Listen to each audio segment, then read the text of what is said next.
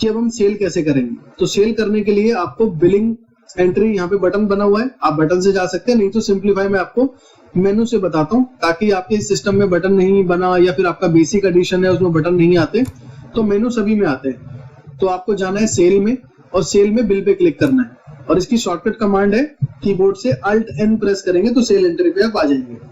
अब आपको यहाँ पे एंटर करना है, और एंटर करते के साथ ही आपका एक कर्सर आइटम पे जैसे ही दोबारा से एक एंटर करेंगे तो आइटम लिस्ट आपके सामने आ जाएगी। अब इसमें आप आइटम सर्च करेंगे, जैसे मैंने आइटम पहले सर्च कर रखा है, अब सिंपली मैं इस पे एंटर करूंगा। अब एंटर करने के बाद देखिए अब आपसे पूछ रहा है कि कौन सा बैच आपको सेल करना है, क्योंकि परचेज में तो बैच डालने का ऑप्शन होता है, लेकिन सेल में जो है बैच को सिलेक्ट करने का ऑप्शन होता है। अब मान लीजिए यहीं पे अगर हमारे पास 3-4 बैच अलग अलग होते तो हम उस बैच को पहले निकालेंगे जो हमारे नियरेस्ट एक्सपायरी का हो। और वो कैसे दिखेगा, यहाँ लास्ट में आप देख पा रहे होंगे, सबसे पहले आइटम कर्सर उसी पे सिलेक्ट रखेगा जो नियर एक्सपायरी है। लेकिन फिर भी कितने पेशेंट ऐसे होते हैं कि नहीं भैया मुझे आप 6 महीने बाद का एक्सपायरी दो, 1 साल का एक्सपायरी दो, तो फिर मैनुअली आपको सिलेक्ट करना पड़ता है। तो इस पे आपको एंटर करना है। अब यहाँ पे देखो आपके पास चॉइसिंग है कि अब आपको स्ट्रिप बेचनी है या आपको टैब बेचनी है। तो मेरे को जैसे स्ट्रिप पूरी सेल नहीं करनी, मेरे से जो पेशेंट है वो सिर्फ 7 मेडिसिन इसकी मांग रहा है, 7 टैबलेट मांग रहा है, तो मैंने 7 डाला, उसके बाद एंटर किया।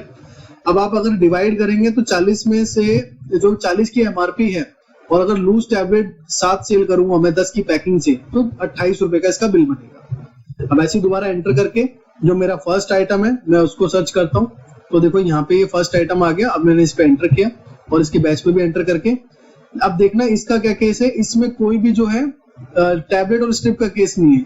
तो जो आप ऊपर हेडिंग देख रहे हैं स्ट्रिप और टैब, यही टैब आपकी मेन क्वांटिटी का भी काम करती है, डिपेंड करता है आइटम के ऊपर कि अब ये आइटम जो है इसमें कोई टैब स्ट्रिप का कोई केस नहीं है, सिंपली क्वांटिटी का काम करेगा ये। अब देखो मैंने 2 क्वांटिटी बेची, 112 गुना 2 हो जाएंगे, यानी कि 224 हो गई। तो इस तरीके से ये काम करता है। अब इसको भी सेव करने के लिए यहाँ पे जो लाइन ब्लैक देख रहे हैं, इसी स्क्रीन पे आपको कंट्रोल W करना है, और जैसे ही कंट्रोल W करेंगे तो देखो कर्सर यहाँ पे आपका आ गया पेशेंट के मोबाइल नंबर पे। अब आप पेशेंट का मोबाइल नंबर आप यहाँ पे डालेंगे, सपोज मैंने ये पेशेंट का मोबाइल नंबर डाला।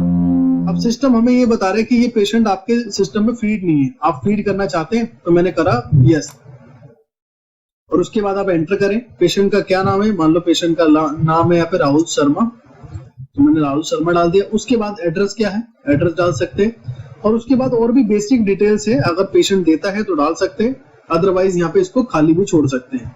और फिर उसके बाद एंटर करके अगर पर पेशेंट आपको डिस्काउंट सेट करना है कि किसी का 10 है किसी का 5 है, तो वो भी आप कर सकते हैं, जैसे मैंने इसका 10 डिसाइड करा। उसके बाद एंटर करूंगा मैं, और एंटर करने के बाद बाय डिफॉल्ट कैश पे ही आपको एंटर करना है।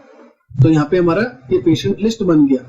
अब ऐसे ही मैं डॉक्टर का नंबर डालता हूँ, मान लो डॉक्टर का नंबर मैंने डाला 8989898989। अब ये डॉक्टर भी मेरे पास फीड नहीं है, तो मैं इसको भी यस करके फीड कर लेता हूँ।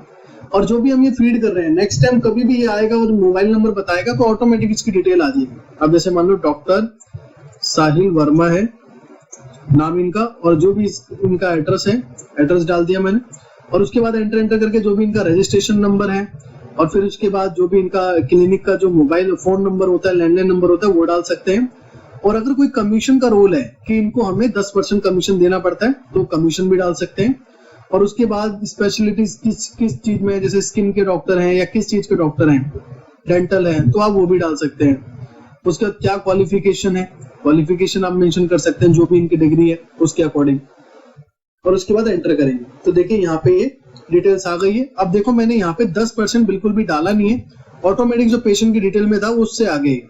अब उसके बाद आप एंटर करेंगे और इसको सेव कर देंगे। अब सेव करने के बाद जैसे ही ये प्रिंट का पोर्शन आ जाए, तो यहाँ पे आप एंटर करेंगे तो आपका प्रिंट आउट निकलना स्टार्ट हो जाएगा। और यदि आप चाहते हैं कि मैं पहले देखना चाहता हूँ कैसा है, तो यहाँ पे F का बटन दबाएंगे, सिंपली F का बटन दबाएंगे तो इस तरीके से आपका जो इनवॉइस है वो दिखाई दे रहा है कि इसका जो बिल है 252 का बना, 25 का डिस्काउंट मिला, 226 रुपए इसको पे करना है। तो इस तरीके से इसका जो है बिल प्रीव्यू आपको दिखेगा। और अब आप चाहते हैं कि यहीं से प्रिंट निकालें, तो यहाँ पे भी ऑप्शन आता है डायरेक्ट प्रिंट निकालने का, आप यहाँ पे देखकर प्रिंट निकाल सकते हैं। और वापस जाना है तो स्केप करेंगे, स्केप।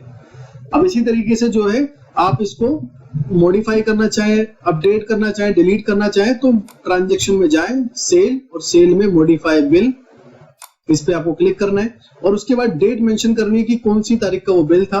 उसके बाद एंटर करेंगे। अब देखिए यहाँ पे बिल आ गया। अब मैंने इस पे एंटर किया और यहाँ पे सेम वही ऑप्शन आ गया जैसा हमने परचेज में देखा था।